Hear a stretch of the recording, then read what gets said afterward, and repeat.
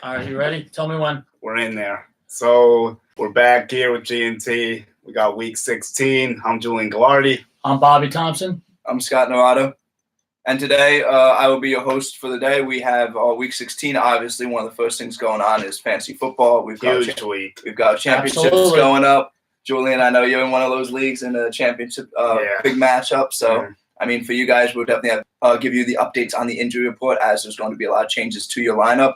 But one of the major things going on in the NFL right now is with Josh Gordon. He has been suspended indefinitely by the New England Patriots. So, Bobby, what is your reaction to all of this? Got to give you the floor here. I'll take the mic. A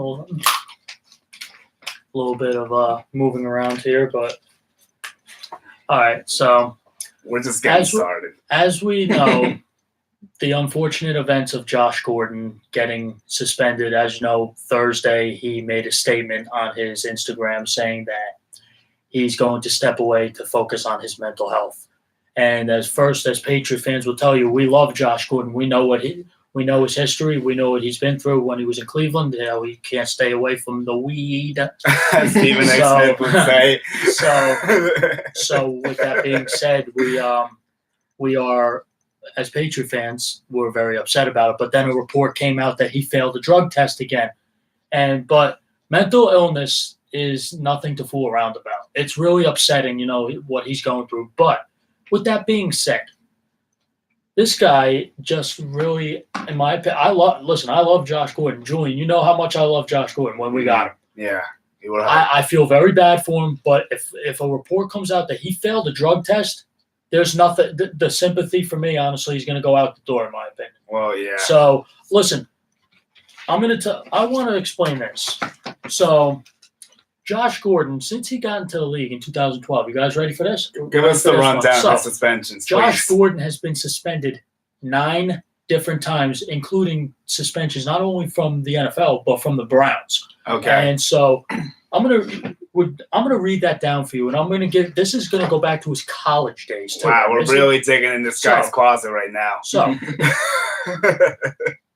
here's a first. But he's earned it, I guess. So here's a first report. On July 25th of 2011, Gordon was suspended indefinitely by the program at Baylor, Coach Art Brills, for a violation of team rules, which has been a problem with him everywhere he's gone. Right. It is reported later that Gordon failed a drug test, and it showed a positive for what? Marijuana. There we go.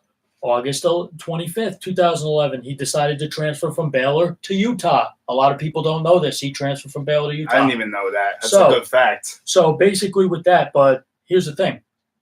He didn't play it down for that team. Okay. He just transferred and he just went for the schooling, which I could guarantee you he probably never went to class. So, probably not, no. So with that, 2012, he declared for the NFL supplemental draft. He did not go in the regular draft, the supplemental, where the Browns picked him in the second round of that supplemental draft. All right. Of July 16th of 2012, he signed his first contract, 4 years, $5.3 million. That's a pretty nice penny for a nice kid coming out of college, don't you think? Not too bad, especially from the supplementary draft. So his first suspension in the NFL was June 7th of 2013, and he was suspended for violating the NFL's substance abuse policy, and he missed the first 2 games of the year. There's the first strike. November 24th to December 1st, Gordon becomes the first player in NFL to post 200-yard consecutive games. So you think he got his act together? Okay. Mm-hmm. Yeah. Well, he was named to his first Pro Bowl in December 27, 2013. Then it starts to really take a tumble in 2014 because on July 5th of 2014, Josh Gordon was arrested for suspicion of driving while impaired in Raleigh, North Carolina. He was speeding with a blood alcohol level of 0.09 above the legal limit. And then in August of that month, he got his second suspension for violating the substance abuse policy for a year. Then you go. September, his suspension was reduced to 10 games. So he got a little slap on the wrist right there. Gordon was suspended by the Browns for 1 game in December of 2014 for violating team rules. Keeps going on and on. Then he faced a second year-long suspension in January of 2015. And then He's suspended a whole another year right after that for failing the drug test again. Oh my So, goodness. you know what? I'm not going to go into the rest of this stuff. It's too long.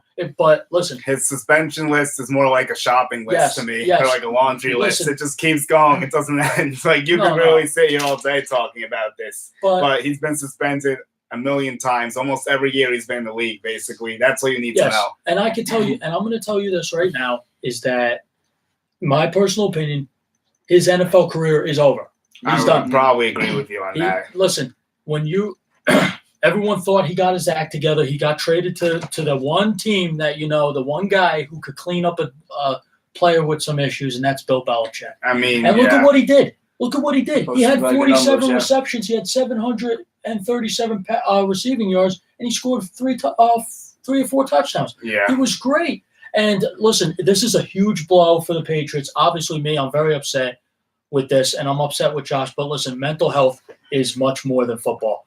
I hope he gets well. I hope the NFL gives him just one more chance. But honestly, how many more chances are you going to give this guy? It's a tough ask. I mean, if you're looking at this realistically, he's done the rest of this year, obviously, no question.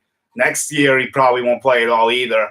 If he somehow can apply for reinstatement and get his act together, can you possibly see him in 2020? Maybe, but I definitely wouldn't count on it. Well, if the NFL, I feel the NFL gave him a lot of chances, and you know what, everybody deserves maybe one more. Listen, if I was Roger Goodell, here's what I would tell you what I'm going to do. I would give him one more chance, and I'm telling you, if he fails, I would test this guy every week. This is not being biased. It's not trying to. Well, they kind of have to if they are going to put him back. But he also, the reason why you understand the reason why he's suspended now, both of you, right? He suspended another drug test. With that, but he also violated his reinstatement rules. So that's so. But with that, Bill Belichick apparently said he talked to him, and Bill Belichick, you never see, he doesn't show emotion. He showed emotion in his press conference with this one. He really liked Josh Gordon and said he really felt like he turned his head. So you know what, Josh, I'm going to say this. I'm a big fan of yours. I think you have nothing but exceptional talent. I think you are a physical specimen on the football field. I think you all can agree with me. When you are on the field, you are a mismatch. Yeah, of course. You have a gift. Is that dude? You just go get help and get yourself ready, brother. And you know what? I hope you get one more chance. You know what? You deserve it. I think he deserves a better chance than Martavis Bryant does. So I'm going to say good luck. I hope you get better. I wish you nothing but the best. But for right now, in my opinion, especially since his drug-related use started when he was 13 years old, where he was popping Xanax at 13 years old. So I had just learned that. I didn't know the thing about the Xanax. What were you saying, my bad? So, no, it's okay. When you're doing Xanax at 13, there's a problem. You got a problem. Yeah, and it's not pretty. Stephen A. said that. Well, Stephen A. If you guys saw First Take, I think his take was a little bit too much. You're not the only one that thinks that. I've seen a lot of criticism from him on the mental health stance. A lot of people don't like his stance on that. They think he's being a bit too harsh on Gordon. No. And you know what, Rafe? A lot of people are going to be hard on this guy, but Josh Gordon, listen, Julian, we talked to your dad about this, and he's absolutely right about this. Yeah. Is he hurting anybody? Who's he hurting? Himself. Yeah, the only thing is that... Did he beat women? No, he did not. The only thing you brought up was that past DUI I didn't know about. That's the only time you could say he was putting other people at risk. And but since other then, than that, I haven't seen anything that really puts anyone else at risk. And since then, what has he done? He has not hurt one person. He's a family guy. He has a daughter. If you on Instagram, he always posted videos with her. He's very popular amongst fans. Anywhere he is, go. You ever notice this? From the Browns fans still love him, and Patriots fans brought him in with open arms. We knew what we were getting. We knew when he was coming in here, and the Patriots organization knew about this. They knew this was a risk taking him. They knew at any point he could slip, and he slipped right now. Unfortunately, he did. Go get help. You can pick it up. I feel get better, and you know what? You get a second chance. take the ball and run with it, and literally take the ball and run to the end zone. Yeah, well, I'm not sure if he'll be back. I don't. If he does come back, that'd be good. Maybe 2020. It's going to take a year plus if he gets his stuff together for reinstatement. Yeah. And we'll talk later about how this will impact the Patriots when we get to the Sunday games. But I think we'll keep it moving unless Scott has something else to say about this. Yeah, just a quick note on Josh Gordon. You know, each time he makes a slip up like this, it's just going to get harder and harder. He's getting up there in age, and while he can still produce, teams aren't going to be as willing to take the risk on someone that just came out of the supplemental draft. They want to get young players. And a lot of players have these issues, but I think they're a lot more willing to work with players who are still young and still growing. But after 5 years, teams' patience are wearing thin. But the Patriots, they're that team. If any team can kind of fix a player and correct them with what they've done, the New England Patriots are that team. So the fact that even after getting out of a habit like Cleveland, because you think of even something like Johnny Manziel, like if he was out of Cleveland, would he have acted any differently? If New England had picked him up, you know, would his mentality been different? The Browns had a toxic locker room for a while before they got rid of Hugh Jackson. There was just a losing culture. People would do whatever they want. No accountability in that locker room. Gordon went wild. Manziel went wild. Everyone was going crazy in the Cleveland for a while. So, yeah, I think that's a good point you bring up. Could it have been different if he had started somewhere else, possibly? But we'll see. Yep. Anyways, so the next thing we got up, the Broncos. The record right now is 6-8, and Vance Joseph, obviously, we figured he'd be on the hot seat. We now have confirmations that he will be fired after this season. Guys, your thoughts on that? Julian, you want to start or you want me to start? I'll take this one. Go ahead. So Vance Joseph has been in the hot seat for presumably the whole season. Some people thought he could have been fired after last season. I think it's unfair to only give a coach 1 year in most situations, and I think they were right to bring him back. The real issue with the Broncos is the quarterback position. I mean, Case Keenum is not a legitimate quarterback. He had a good run with the Vikings, but he's not a real starter. He's barely above average. He's serviceable, but he's not a franchise quarterback. So the issue is the Broncos are 6-8. They won't be a playoff team. They'll probably get eliminated very soon. And I think Joseph's fate was sealed when they lost to the 49ers. I think that's what did him in. And I think once they lost that game, they were already looking to move on. Bobby, what do you think?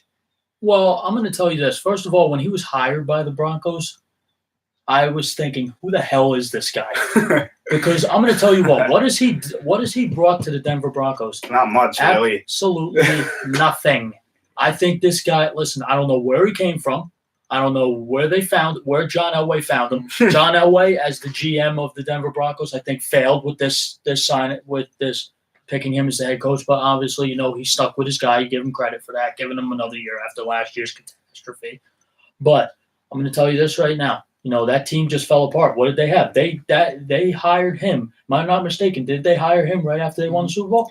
Oh, no. What happened was Kubiak stepped away, I think, a little bit after they won the Super Bowl. It may have been a year after they won. Who took over for him? It was – did they have someone before Joseph and the Kubiak? I'm trying to think. I kind of remember there was someone different. I don't think – I'm not sure what that bridge was now. Yeah, there was a 1 year. But regardless, Joseph won't be back next year. Joseph, that's the main takeaway here. This is his second season. There was a coach that was before that. I remember when Kubiak stepped down. That year they went, I want to say like 9-7 or 8-8 with Trevor Siemian as quarterback. Then last year they had Vance Joseph came in during that really down season, and now this is his second season. The thing is with Vance Joseph is this guy is, you know, he just can't get over that hump. He's just not fit to be a head coach, in my opinion.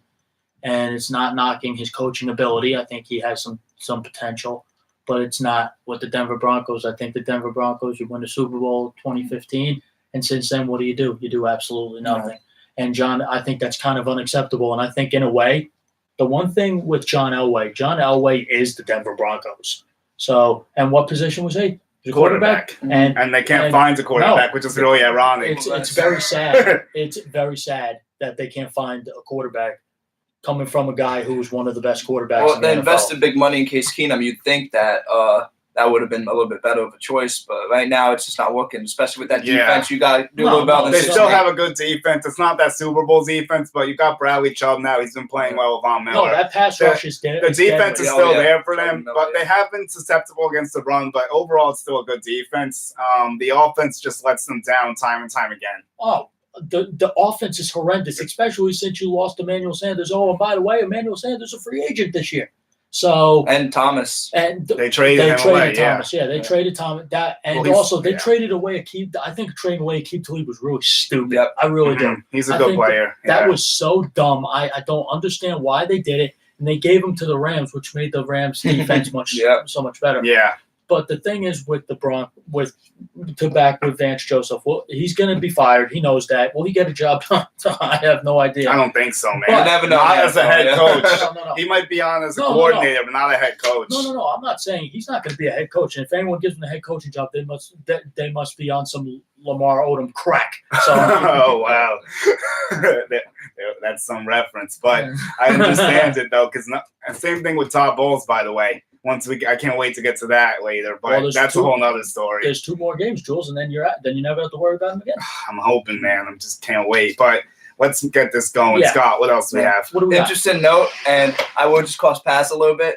If Todd Bowles does get fired, then that means on the Devils, John Himes will be the longest tenured New York sports coach of a term of 3 years. Which just shows that New York sports. They all just our have coaches no patience are in and with out. Coaches, yeah. You're right, yeah, because the Yankees got rid of Girardi, so Boone's only 2 years now once he goes up this opening day. Yeah, you're right. That's crazy. Even that Bowles at 4 years is the longest tenure out of all the 10 teams we have. That's crazy. Exactly. Yeah, that's an interesting. Even on a football show, I'm throwing some hockey knowledge. But anyway, back to the NFL. Cross the pass like Julian always says on my show. Yeah. Anyway, so Levon Bell, we know all the incidents with Pittsburgh, how that was just a huge hassle throughout the season. He does prefer to play with the Indianapolis Colts. I know the New York Jets are also in the mix. Julian, why don't you talk a little bit about that? Where do you think Levon Bell ends up? Okay, so my heart wants him to be a Jet, obviously. I'm praying that we just throw this man money and he takes it. Honestly, we need help on the offensive side of the ball. He fixes a lot of our issues. I think that he was a Jets fan growing up, so that could be some extra incentive. He's also close to Steve McClendon, our defensive tackle. They've been talking a little bit about him possibly being a Jet, him saying he could be a Jamal Adams of our offense, which really made me perk up. But Indy's a serious threat. I'm definitely nervous. I think that the offers will both be very high. I think the Jets may offer more money, but he might choose to go to Indy. But I'm going to say he should jet up, obviously. No, just one question on that, Julian. With Levon Bell, he's climbing up there in age. Is it worth it for the New York Jets with the young quarterback? Should they get that veteran running back to complement him? Because we need someone to help us in the running game, and he would also be a great option out of the backfield throwing the ball. And he's a great blocker. You can have him out there all 3 downs. He's good at everything. And he could really take a lot of pressure off to Arnold, which is why I'm pushing for us to go get him. Hopefully it happens. Very good answer. And Bobby, what's your thoughts on that with Levon Bell? Where do you think he's going to end up? You want me to get into it on this? I've been waiting for this one. All right, go ahead. Give me your Colts speech. So it was reported, as we said yesterday, Levon Bell prefers to play for the Colts. And Julian and Scott didn't say the reason why. And I'm going to tell you the reason why. He feels that the Colts are closer to winning and the offense is better than the Jets.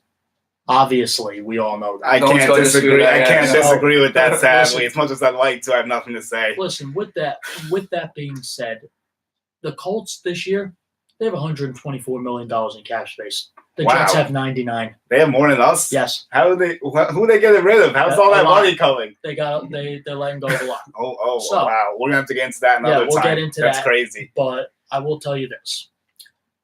He's had his eye on the Indianapolis Colts since last year, early January, when they got knocked out by the Jaguars. He really likes it there. And he likes Andrew Luck. And I've read a few years back, he's credited Andrew Luck. He says this guy's the next big thing. He has a chance to play with them. But the thing is, with the Jets, this is coming from a guy who a Jets fan tweeted at him 2 years ago saying, come to the Jets. And he said, and I quote, I wouldn't sign with you guys for $100 million. So, I know. Listen, what does he want? What does he want? He wants $17 million annually. Is he going to get that? He might. I think the Colts are going to throw him $19 million annually. I think they. Wow, now that's some serious money for a back. Yeah, that even has me a little cautious, but I would say we should go down the. I would go 16. I would go 16 or 17 for him. Once you get that 18 and 20 range, that's almost quarterback money. I think that Odell money. Listen, I think there's a report on Roto World. It says that the Colts have Nyheim Hines and Marlon Mack Let me explain something. That doesn't mean anything. That doesn't mean anything. And he's, in my opinion, Scott, to answer your question, where's he going to go? He's going to sign with the Indianapolis Colts for a mega deal. I say that I think he gets $19 million. I'm going to retract that. I think he gets $18 million per year. And I'm going to tell you this right now. He's going to make his decision fast. I expect him in free agency, which, by the way, during free agency, Julian knows, Scott, I'll tell you, is I tweet all the moves. I'll put it on both all the Twitters. However, on G&T. I think that that signing, you're going to see that go one of the first few days. And don't be surprised with the tampering period a few days before. You're going to hear about a big deal with that. So Le'Veon Bell, an Indianapolis Colt, has a nice ring to it. I mean, does he jet up, as Julian would say? Listen, as a Patriots fan, do I want to face this guy twice a year? Absolutely not. Especially with the Patriots' horrendous run defense that it is. He'll run all over the place, especially since you let Jalen Samuels run 17 carries for 142, but that's besides the point. That's a rough So one. I'm just going to say this now. Le'Veon Bell will be a Colt. So I'll close up on Bell. I mean, the Colts are probably the favorite, I would guess, but the Jets will make a competitive offer, like I said. I agree. If we finish strong, maybe Darnold shows some more promise over these last two. We can convince him, hopefully. But if the Jets make some moves in free agency, here's the thing. What if the Jets sign like Clowney? We get some line help. We make a lot of moves to convince him that we're repairing what's going on. If he sees us like actively making the team better, do you think that could possibly change his mind? I think that, it would be a big help, but he's also talking about the offense. Listen, we all know Le'Veon Bell is a very selfish player. He's all about himself. Yeah, that's pretty clear. So basically, I can't disagree. So do I think he cares about the defense? I don't think he gives a hoot about the defense, but I will tell you this: if he sees that the Jets are spending some money and trying to go get players, absolutely, I think that might sway him in another way. But I think the Colts have $124 million; they could do the exact same thing, and they're going to. And in my opinion, I think the Colts defense is very underrated. They don't have a secondary, unfortunately, but and their pass rush is suspect. But I will tell you this: that offensive line of the Colts this year is the best in football. Quentin Nelson's been a beast. Yep. We're about to get to him too, actually. And listen. That's another thing. Talk about that. Jets' offensive line is horrendous. You know this. I tell you every week I want 5 new starters. Yeah. So with that, how do you get Le'Veon Bell to the Jets? Go sign him some offensive line. Yes, we need to fix the line. That's true. So, but enough with Bell. Yeah. We get what's going on with him. Scott, what do you got? Yeah. So next up, we're going to talk about probably the biggest news in the week outside Josh Gordon. The Pro Bowl rosters. Obviously, there's a lot of good players that missed the cut. I want you guys just to tell me which guys do you think should have been on that network. You want me to start? Go ahead. Yep. You want me to start, Jules? Yeah, go ahead. I have some people too, but once you go, you give yours, and then we'll all give who we thought should have made it. Then we'll go through the roster who actually made it too. Let me ask you this: did Juju Smith-Schuster make it or not? No, he is one of mine too. Go ahead. That's the big, in my opinion, the number one snub. I got one that's a little higher. I like that one. That's on my list. Juju Smith-Schuster is so good, and let me tell you something. In my opinion, he kind of took over in Pittsburgh. He really did. He's the guy. It's not AB anymore. He's the guy, and you see that week in and week out. It's interesting because AB made it. You figure based off reputation almost because Juju has 1,200 yards, almost 13, and he has 95 catches and 6 touchdowns. Say, yeah. I mean, he's put up better numbers than Brown with the yardage and maybe the catches. The touchdowns Brown is more obviously, but Juju is very deserving, and it's unfortunate he didn't make it, but I have a feeling he'll be in there as an alternate because, a lot of these guys will end up playing, obviously. Yeah, give me another one of your snubs. Christian McCaffrey. That's a big one for me. I didn't even know. He didn't make it? Nope. You got to be kidding me. This man almost cost me my season last week, so I saw firsthand what he can do, and he has over 1,600 yards from scrimmage, 787 receiving with 6 receiving touchdowns. He has 979 rushing yards, 5 yards to carry. He's been doing everything for the Panthers. Cam Newton's been hurt. He's basically their entire offense. He was one of the biggest snubs to me. And I also think that with the running backs, Alvin Kamara was another big snub. 806. Yeah. That was you took mine. Come on. That's your big one, Scott? Come on. Yeah. Obviously, come on. All right, yeah. You guys, the people voting, you don't vote in Alvin Kamara? Are you kidding me? This guy has 1,400 yards over from scrimmage, almost 15 with 16 touchdowns. He can't make it. That's a tough snub. Now, Julian, I have a question. You have What's Todd up? Gurley in the NFC. You have Saquon Barkley. Who's the third running back that made it? You got let's take a look. Let me flip over quickly. Oh, you have Gurley, Barkley, Elliott. Okay, Zeke so Elliott. that's a tough. It's like, a tough who you gotta class. take out of that? Because Saquon, even though he might not have as much rushing yards, he makes up for it with his No, receiving Saquon's yards. a deserving So person. all three of them, you know. I mean, the running backs in the NFC are tough. It's tough. Those yeah. are 5 great backs. I mean, I was definitely the fourth guy who probably just missed the cut. And McCaffrey and him are right next to each other. Yeah. I mean, another huge snub. I think Bobby will agree with me. How about Van Der Esch from the Cowboys? He was 3rd in tackles, had 2 picks and 7 pass breakups, and he didn't make it. Let me explain something to you. The Pro Bowl is a popularity contest. Yeah. It's not. You could have the best stats, but if fans don't know who you are on a consistent basis, the silent guys like Van Der Esch, I think that guy in the draft, Julian, that was the steal of the draft. Van Der Esch. He's been great. That Yeah. good. So I'm going to tell you this: it's kind of unfortunate that this happens. But listen, the Pro Bowl. It's a popularity contest. That's all it is. A lot of people, and Julian, I think you could agree with me, a lot of people don't even watch it.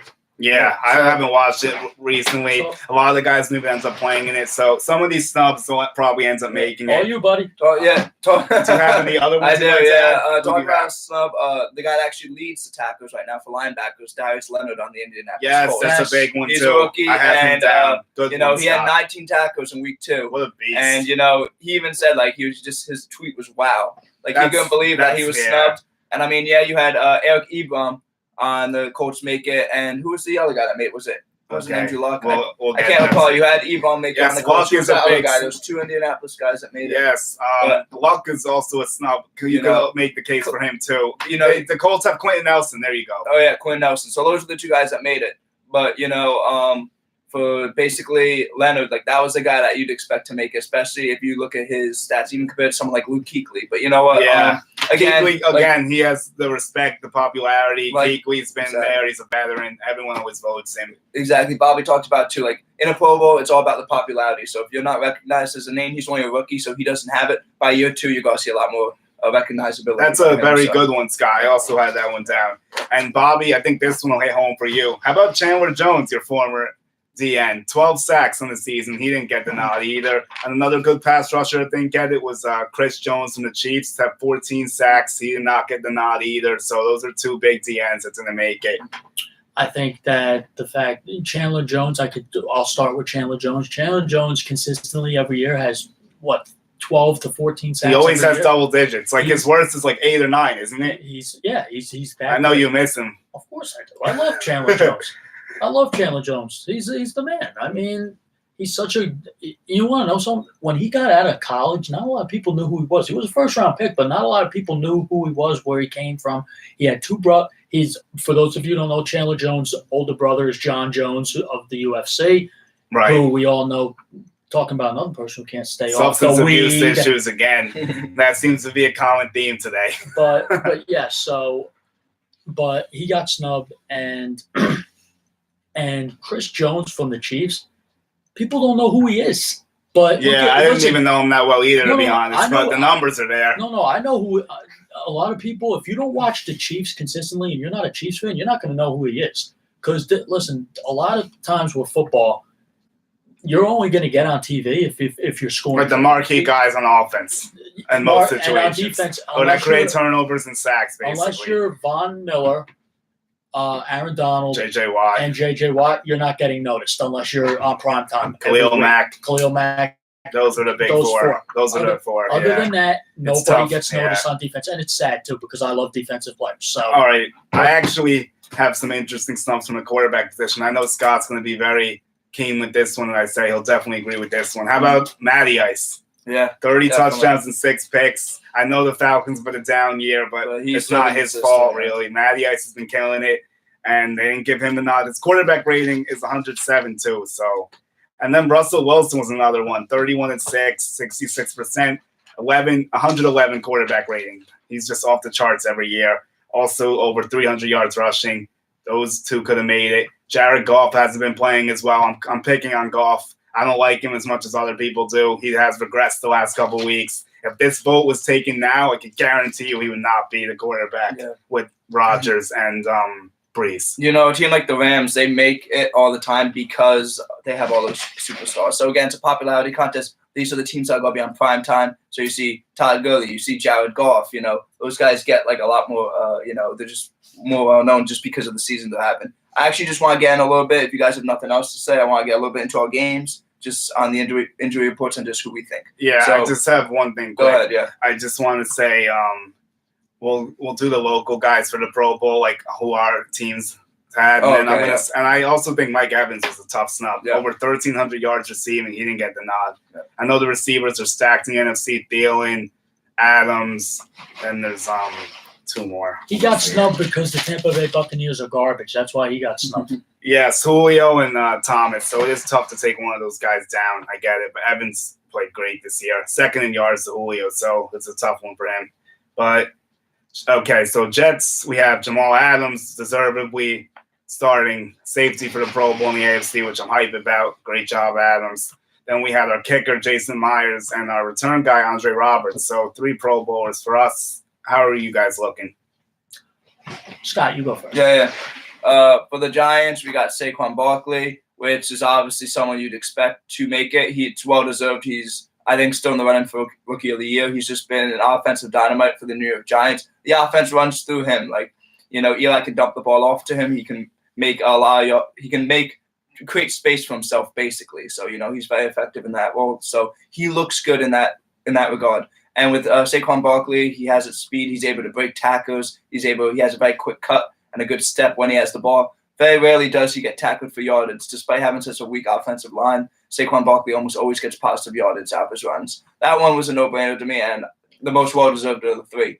The second most deserved of the 3 that the Giants got was Aldrick Rosas, the kicker. The kicker has only missed, I want to say, 1 or 2 field goals all season. He's been good. Both our kickers are good, at least. He's been excellent. He's been hitting them, and, you know, much improved from his rookie season. He looked okay his rookie season, but it was anything from an average kicker at best. You know, he missed some, he made some, but, you know, this year he's really found his consistency, and now I realize why the Giants were so high on that guy. And then the last guy's Landon Collins, and again, he's really been declining each year. I haven't been sold he was a beast in 2016, but he misses a lot of tackles. He gets overmatched on tight ends. He cannot cover a tight end for some reason. And his picks, his interceptions, his turnovers in general are down. So Landon Collins is more of a household name. And so because he plays in the New York market, reputation. Anywhere else he played on any other team besides the Giants or the Jets, I do not think he's making that Pro Bowl. Bobby, so what's up with New England? Well, the Patriots had only 2 guys make it, and the first one I'll start with is the GOAT, Tom Brady. He shouldn't have made it.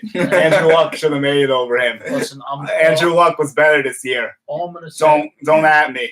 He'll make as long as he wants, Tom Brady. That's the name. That was all reputation. You know Luck's been playing better. I think we all could agree that he's been playing better. And Andrew Luck has a lot more to work with, in my opinion. So. Okay, I'll give you that. I mean, you have weapons maybe too. Now without Gordon, I'm not going to take anything away from Andrew Luck. No, Brady he's the goal, as much as I hate to say that. Makes me sick, but he got this off reputation to me. It's a popularity contest. Right. He's the greatest quarterback ever. Of course they're going to have him in. And, of course, well-deserving is Stephon Gilmore. Yes, I can't say anything about that here. Stephon Gilmore is one of the best corners in football. He's real good. Let me give you guys a little stat about this. Go ahead. Stephon Gilmore this year, when targeting him, know what the completion percentage is under? It's under 80. It's not good. It's when you target him, it's not good unless you're Corey Davis. Oh, you're talking about the QB rating. Yes, the QB not rating. The completion percentage, because 80 would be off the charts. I'm talking about the rate. What I'm talking about is that. I got you. Don't worry. What I'm talking about also is that he's second in the NFL in pass deflections. He's that good. He's batting balls down. He has 2 interceptions on the year. He's not really an interception guy. No, he's more of a coverage guy. He's like a Revis. Okay. I'm not going to compare him to Darrelle Revis because he's not. All right. But the one snub on the Patriots who got snubbed, my boy, sweet feet, James White. Oh, okay. Yeah, that's a tough one. I mean, there's some good backs, but James Conner, Melvin Gordon, and then. But listen, I think that he could have at least. I think he could have at least been a reserve. I think. Well, he might get in there still. Well, if somebody especially if Connor's dealing with the injuries and everything. So I that's what I think. So that's all I have to say about that. Okay, so we got our gist to the Pro Bowl from all our 3 teams. Scott, What's up? Yep. All right, so we're gonna go into our games now. The first game up today, we got the 7-7 Redskins at the 8-6 Titans. Who you guys got winning injuries? Julian, why don't you start so you can talk about the spread? Okay, so Titans are a 10.5-point favorite, round 11 now. It's just a tough ask to ask them to cover, but I'm going to do it because the Titans are home. The Redskins have no threat in the passing game at all. They have Adrian Peterson who's closing in 1,000 yards. He's the only person I would consider playing, but he has a tough matchup. In my situation, I might have to play him to the running back injuries with Gurley, but that's a whole other story. So for the Titans, I'm looking at Derrick Henry. This guy's a beast. He's been eating the last 2 weeks. 408 yards and 6 touchdowns in the last week. Get him in there. My stupid ass had him bench last week. I'm not making that mistake again. Derrick Henry is ready to roll against the Redskins, and I'm expecting a couple touchdowns from him. Also with the Titans, you have Corey Davis, who could be worth the look here. Has almost 800 receiving yards in the season with 4 touchdowns. He's been doing well. I think that Mariota's going to look to target him a lot, and I think the Titans roll. Well, I'm going to go into it like this. The Titans are home this week, and they're 5-1 at home, and they average 22.7 points when they're home.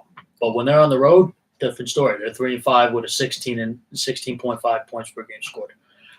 This game, I'm going to tell you this. I'm going to start in with this. Adrian Peterson. He has 923 rushing yards. Yeah. He needs 77 to break 1,000 to add to his legendary career. And also, I'm going to give you this right now. The Redskins, they're the first team to win 7 games this year with 4 different quarterbacks since what team? Can you give me that? Give me a hint. Take a guess. Jets? No. Dolphins? Take a guess. For to win. No, take a guess. He gave us an in-show trivia question. Who? It's four. I was thinking of something I wanted to say about Adrian Peterson, but it's 4. The question was 4 quarterbacks and 7 wins on a team, and they had to use 4 quarterbacks. So other team had to do that. Let's go. I don't. All right. No Texans, maybe. Yes. Oh, there you go. Look at you. There you go. It was I knew that all along. Yeah. It was the 2015 Texans. Yeah. Oh, is that what like TJ Yates and all that, and man. everyone? Like, I remember that mess. I actually want to say something about Peterson before we go on. When Peterson, because you talk about 1,000 yards, which would be remarkable for him. He had a 90-yard run. He's just the second running back in NFL history to get a 90-plus yard run and not rush for over 100 yards in a game. Oh, wow. So he didn't even make 100 yards despite that. So that was that game against the Eagles, right? I didn't realize he didn't get over 100 that day. Nope. That's crazy. Even with the 90-yard run. Wow. So that's an interesting fact. All right, so I'm going to keep going with this. All right, so this game, in my opinion, who do I think wins? I think the number 2 scoring defense in the Titans, they're going to limit this horrendous offense. You take Tennessee too, Julian? Yeah, Titans all day. Tighten up. I will tell you this I agree. now. Titans. Marcus, I'm going to tell you a little bit something. Marcus Mariota has under 200 passing yards in 7 straight games this season. I do not like him at all, honestly. He's so mediocre, but the Redskins don't have it today, so I'll take them. But with the Redskins, they bring pressure. They do. Blitz a quarterback. They have a good defense. But he has the highest passer rating in the NFL when he's pressured this season. So that's not a good recipe for the Skins. I will get another thing with good notes. I like I'm going to tell you this. I got a few more stats for this. The Redskins this year, they're going to post fewer than 11 wins in a season for the 27th consecutive. That's older than us. Wow. So the last time they had 11 or more wins, take a guess, Jules. Ready? Well, it had to be 1990, 1989, somewhere around that area. Very close. 1991 when they were 14-2 and they beat the Buffalo Bills in the Super Bowl. Oh, wow. And I'm going to end it with this. The Titans average so far in the past 2 games, Julian added on this, they are averaging 239 rushing yards per game. That is most in that span. And I'm going to say this: feed the monster, Derrick Henry. Yes, Henry Day. Also, Titans defense, get them in there. These guys are going to eat. Redskins are 4-3 against the spread in the road. Titans 4-2 at home. That's my last note on this one. But Titans all day here. Derrick Henry going to go off. All right, perfect. So the next game we got is between 2 potential playoff teams: the 8-6 Ravens at the 11-3 Chargers. Who you guys got winning? Bobby, why don't you start? Okay. Well, for this game, I'm going to give you guys a little bit of injury update. The man, the Flash, Melvin Gordon, yeah, he's active. He's Nice. active for the first time That since. fantasy owners, get him in there. Yep. He's back. Get him in there. He's full strength too. So he's active for the first time in 2 weeks since he injured his MCL. And he has 802 rushing yards, 9 TDs. And I'm going to give you guys a little stat about Melvin Gordon. You ready for this? Let's go. So Melvin Gordon in 2015, Julian, you know this. How many touchdowns did he score? 0. 0. Mhm. Since I had then, him in fantasy since then. 2000, That's a tough Someone traded me Todd Gurley for Gordon. I'm like, no way, Gordon's got to be a beast. That did not work I out. was so high on Gordon ever since he got drafted. But anyway, since 2016, he has the second most scrimmage touchdowns. And when I say scrimmage, that means passing, rushing, and receiving. Okay. And there's only one person who has more than him. Can you tell me who it is? Todd Gurley. Very good, with 46. So Wow. with Those that- guys always got to Yes. be compared in the previous. Yep. So Yes. with this game, you get him going. But the Chargers are the Chargers on Saturday games. This isn't good. They're 1-6 Ooh, interesting stat, Bobby. since 2000. So Oof. I'm going to tell you this, and their win percentage is .143. That's horrendous. I will say this today: they do not have Austin Eckler. So who's the backup to Melvin Gordon? It's Justin Jackson again. Right. With the Ravens, Lamar Jackson. We all know he is the starter, and Joe Flacco is the backup. Yes. Lamar Jackson, since he leads the team in rushing yards with 566. Who's below He's him? been killing it in that aspect. Who's second on the team? Gus Edwards. It's Gus Edwards. So the Ravens have the number 1 scoring defense and have held opponents to fewer than 20 points in 8 games this season. That's tied for most in the That's NFL. remarkable. But here's this. You ready for this? Let's go. The Chargers have scored 20-plus points in every game this year. So that's going to be a Interesting tough matchup. And Phillip Rivers, you got to see what you're going to get with this guy because he's 2-5 against number 1 scoring defenses in his career. And the Chargers, I'm going to end it with this, and I'll tell you who I think is going to win. The Chargers, they started out 3-6 when Anthony Lynn got hired, right? Everyone thought he was. Yeah, I remember the 0-4 start. Since then, they are 17 for 21 in wins. They've been going off, yeah. And since week 11, 2017, so Anthony Lynn really found his groove. I'm going to tell you this today. The number 1 scoring defense has a major problem on their hands, especially since Melvin Gordon's healthy. So here we go. So who I you think the taking Chargers on? are going to win. I think you're going to see that defense of the Chargers. It's not going to be the defense of the number 1 scoring defense. It's going to be the Chargers defense that's going to be the one making headlines. Yep. I think you're going to see today Lamar Jackson make a ton of mistakes. So go contain him. Yep, they're going to contain him. They're not going to let him run out the pocket. They're not going to. He's going to be in trouble. I'm going to tell you this right now. Phillip Rivers, those woes against number 1 scoring defenses, that's going to end tonight. And Melvin Gordon tonight, in his 2 games since his absence, you watch. Over 100 yards rushing, and I'm going to say this, over 100 yards receiving. Whoa. So They're giving us a double 100 yes. here. So Wow. that's what I think. I'm going with Chargers big. They got to keep winning, and they're trying to get that number 1 seed because you see the Chiefs, they're starting to deteriorate. It's a big race. So I'm going to go with the Chargers. Yeah, just got to add on that. Lamar Jackson's put up some good numbers so far, but he hasn't faced a defense like the LA Chargers defense. I think LA gets it done. I mean, just basically with guys like Joey Bosa and whatnot in the fold, they're just very dynamite in that regard. I definitely think it's going to be a close game, though. I don't think Phillip Rivers is going to be as perfect. I don't know if Gordon's going to get that much, but I definitely think Gordon's going to be an impact player. Oh, yeah. I think the Ravens all going to put some pressure on Rivers. It's going to be a much closer game than people think, but I just think LA's just got a different dynamic to them. I think they're going to pull out a tight win at home. Okay, so I think I'm going to go along the lines with Scott here, actually. So I'll give some more background on this. The Ravens are 4-3 against the spread on the road. Chargers are 2-5, and the number's around 4.5 right now. I really like Ravens at 4.5 better than 4 because I see the Chargers winning this by like 4 points or 3 points. It's going to be a close game because the Ravens control the ball well with that run. Lamar Jackson, and the time of possession has been great since he's been playing. He's 4-1. Like Bobby mentioned, over 500 yards rushing. His passing's a little less than stellar, though, obviously. 885 yards, only 5 touchdowns and 3 picks. He's under 60% completion. So that Chargers, like Scott said, they're going to try to make him throw the ball. They don't want him running, but Gus Edwards has been great as well. Like Bobby mentioned before, second in rushing with 550, 2 touchdowns. I think that he's a good play today. You could possibly even go for Lamar Jackson because of all those rushing yards he gets. And then there's John Brown with 39 catches for 680 and 5 touchdowns, but he's more of a reach because it's hard to trust any receiver with Jackson playing, but he's a deeper option if you need him, I guess.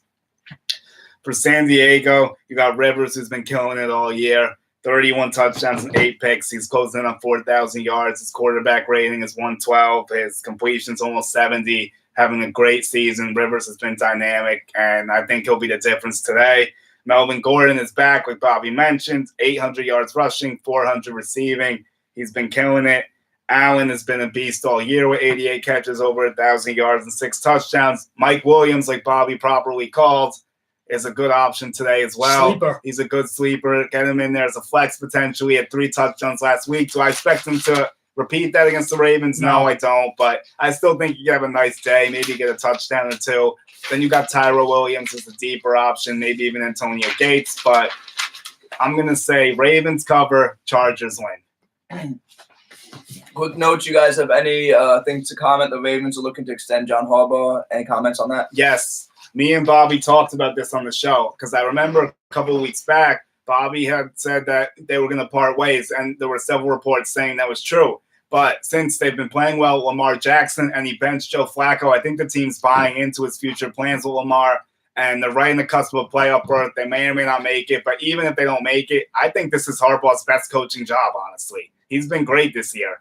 He's been great. They've been back in contention. They've been 4-1. They were doing bad before. Before that, they were sitting at 4-5. You didn't know what they were, but then he turned them around, Lamar Jackson. So I'm buying Harbaugh staying with the Ravens. I think it makes all the sense in the world. Well, yeah, they definitely they were going to part ways, but obviously when he made a change at the quarterback position, they started to look good, and they're in the playoff race. And their defense, number 1 scoring defense, and their offense is starting to get a little bit better. I think that you're right. They're starting to buy in. And you know what? And I could say this right now. He will return next year, and he will receive an extension. So with that, he will stay. You know, I think he has done his best coaching job, yeah, and we'll see what happens. See what's up going forward. I'm just going to add a couple more things. Scott, I think, wanted to do this before. I think this is a good idea. Let's play a game with the Titans and the Ravens. Do we think they're playoff bound or not? So what are we thinking for both of them? I'll start out for the Ravens. I think they're going to sneak in as the second wild card in the AFC. I just don't see anything outside of the Patriots in the AFC East. I think, Pittsburgh will end up winning that division. I think Ravens will get that second spot.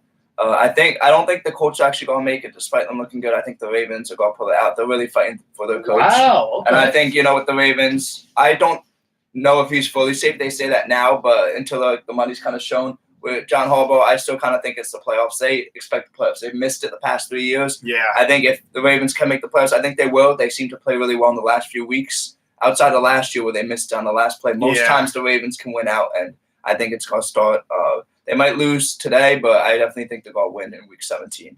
And then for the Titans, I like what I'm seeing out of them. They looked good. I think they're going to be kind of that 9-7. They're very just an underrated team, I think, in general. They don't get enough appreciation, but I think they're going to be on the outside looking in when it's all said and done. Just too much talent right there.